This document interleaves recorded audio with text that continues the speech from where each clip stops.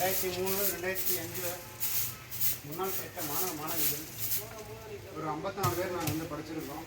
11 12 அதில் வந்து மாணவிகளில் 25 பேரும் மாணவர்களில் 50 பேரும் 54 மொத்தம் படிச்சிருக்கோம்.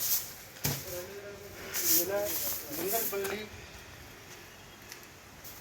விளிரும் அரசு பள்ளி என்கின்ற தலைப்பில் வந்து நாங்கள் வந்து கூட வந்து தூய்மைப்படுத்துகிற சொல்லி பிளான் பண்ணியிருக்கோம். அதில் பள்ளியில் பார்த்தீங்கன்னா பள்ளி வளாகம் வந்து தூய்மையாக இருக்கணும். மேடம் அதாவது பள்ளி வளாகத்துக்கு மேடை பார்த்தீங்கன்னா வெறும் தூசிப்படுத்தணும்.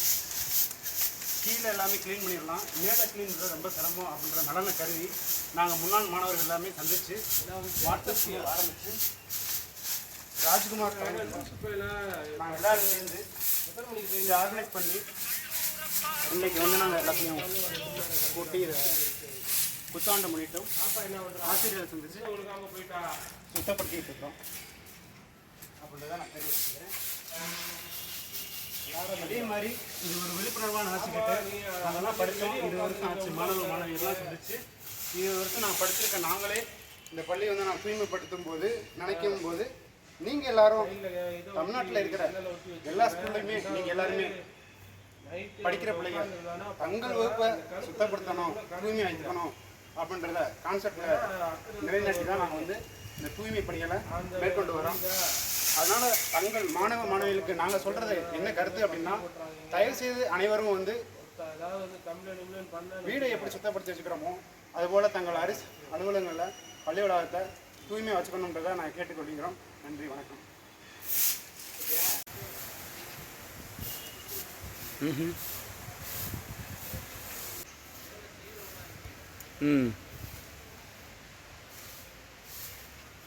சரி கூப்பிட்றேன்.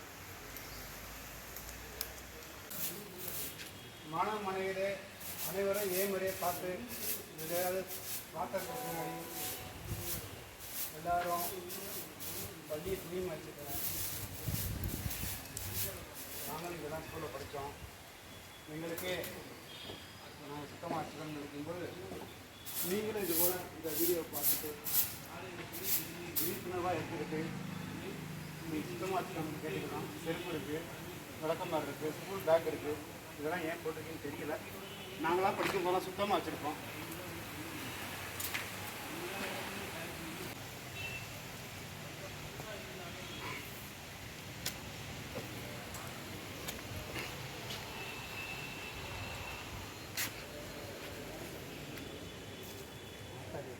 எவ்வளோ குப்பை கிடக்கும்.